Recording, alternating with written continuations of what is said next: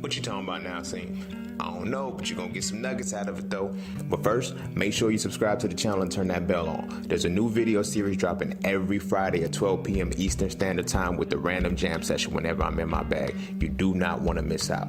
Also, be sure to check out my books, man. The link's in the description below, right along with my vegan class if you're trying to go plant-based and stay plant-based. I'm telling you, it works. Oh, and lastly, be sure to follow me on Instagram at _just_scene_. The nuggets I don't put over here, I put over there, so you can always get me when you need me. But you ain't really coming for all of that. Peace, love, knowledge, and freedom. I'm out. So that's where that self-mastery comes in. But I don't want to get too heavy. I don't want to get too off into that. So now let's look at, like I said, so the self-mastery, you want to run back to when you were a child. Like, to what compelled you to walk and talk. Whatever essence, whatever it was that compelled you to walk and talk, that's who you are. That's who you are. That's who your God is. That's what all of these things are. That's you. You feel what I'm saying? That's you. Now, this ain't to say, to downplay a parent or anything like that and say, well, the parent is a sustainer and everything like that. Yes, they're protectors and providers, but you are your emanation, and your physical emanation is an extension of the source directly. You feel what I'm saying? So it doesn't necessarily have to seek something outside of itself, because like I said, a child doesn't seek anything outside of itself to walk. It doesn't seek anything outside of itself to talk. It doesn't seek anything outside of itself to crawl, to hold its neck up, to be able to identify certain shit. When do we lose that? That's the question. When do we lose that? Because the moment we lose that, when we can figure out when we lost that, that's how you start to get the ball rolling for your self-mastery. The moment you figure it out that you lost that. You know what I mean? So a lot of times it's when the parent, shuns the child after certain things, like I said, tell them to sit down and shut up, after getting a certain point. But then you have those parents that don't do that. They let their kids speak and everything like that. But one of the pivotal points is religion. Religion is the first thing that completely stifles and dilutes our self-mastery and our ability to master ourselves. Now again, I do not deal with religions, but I'm also not against them for the purpose that they need to serve to elevate you. You feel what I'm saying? Because every religion has three components to it that you're supposed to elevate from. You have basically the idea, right, of the religion.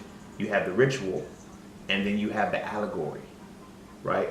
So the first thing, the idea, is what's presented to you first.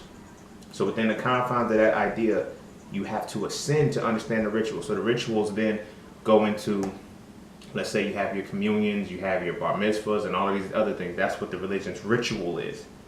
But there's a divide, because after you understand the ritual, then you're supposed to develop into the allegory.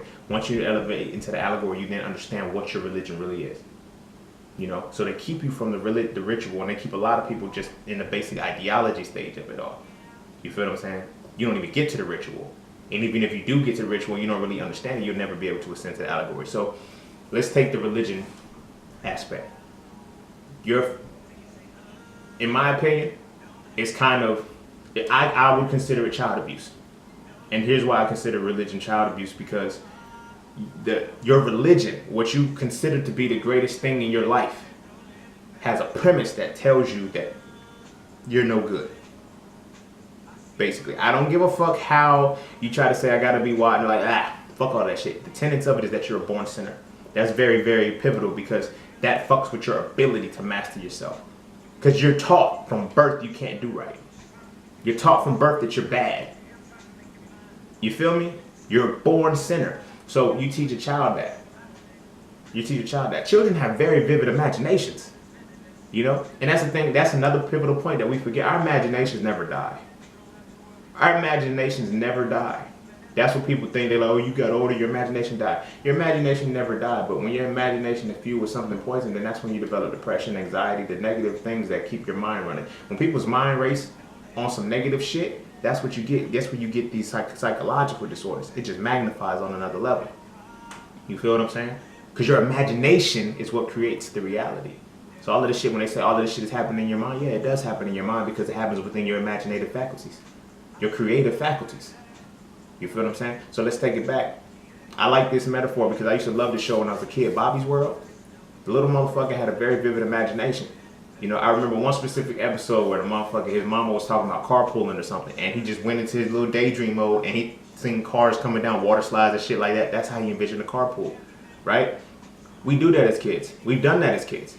When we had a certain thing, if we didn't have the information behind our imagination, made us run wild. This is why kids don't feel like there's any limitations that they can have, because their imagination is so intact and their creativity is so in fact they can't see failure in it.